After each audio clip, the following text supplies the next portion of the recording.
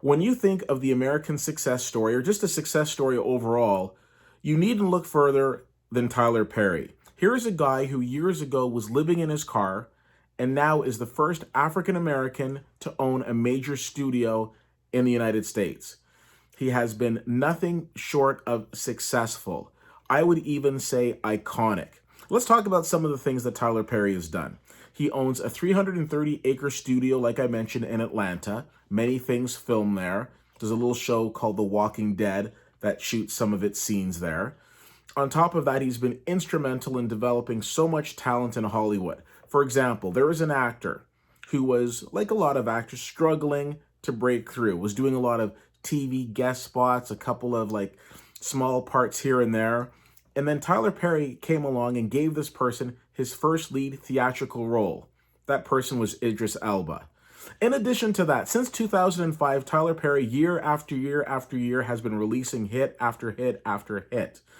Consistently, when he first started making films, his films were opening in the box office #1. Consistently.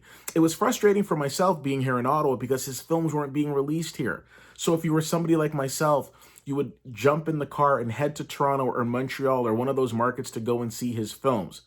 Fortunately, as time went on, his distribution got a lot better.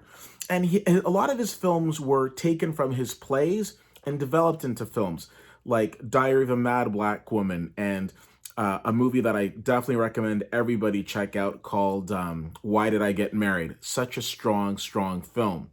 Well, no surprise, he is back at it again with yet another film, this one called A Fall from Grace. Now, this is a film that he actually released on the Netflix platform, which is a little surprising, but again, it's Tyler Perry, so he's branching out. In this movie, we meet Grace, who is played by Crystal Fox. This is Crystal Fox. Crystal Fox is 56 years old. That is what they are talking about, ladies and gentlemen, when they say black don't crack. In this movie, Grace is somewhat of kind of unlucky in love. She's very successful in her professional career, but in her love life, not so much. She divorced her first husband when she found out that he was having an affair. Dating hasn't been a priority until this young, dashing man comes into her life. He says all the right things. He treats her the right way. The next thing you know, they're a couple. And everything seems great until it doesn't. Now, I don't want to give too much away. And unfortunately, as much as I love Tyler Perry and as much as I enjoy his films, this is one of those films that did give a little too much in the trailer. So if you see the trailer, I kind of caution you not to if you plan on seeing this movie because there's a lot that's in there. Now, Tyler Perry is very good at writing very dark characters, and this film is no exception.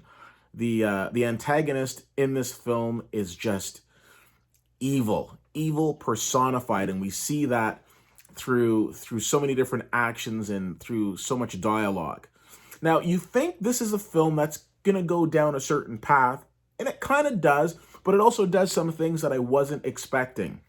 I know that's vague, and it should be. This is a film that I don't necessarily think you're going to look at and think, oh my God, this is the greatest Tyler Perry movie I've ever seen. But I think this is a film that you'll look at and you'll think to yourself, this is why Tyler Perry is still putting out hit after hit, film after film, year after year. He is extremely consistent in delivering good material. His films, although some of his films do seem to follow a similar pattern, they're similar yet different, but all the while still entertaining. I think he does a very good job of keeping his existing audience while bringing in a new audience into this with the Netflix platform. There are a lot of choices and a lot of options on Netflix. I would recommend checking this film out. I give it a B-. Again, my frustration with too much in the trailer is still present. But if you don't see the trailer and you go in and you see this film, you're seeing a very interesting drama thriller, and I think you'll enjoy it. I give it a B-, and if you have the chance to see it, I would love to know what you think. CFL_fan on Twitter, Facebook.com/WittyWhittier, and WittyWhittier.com. Thanks so much for checking this out. My name is Keith, and I'll see you at the movies.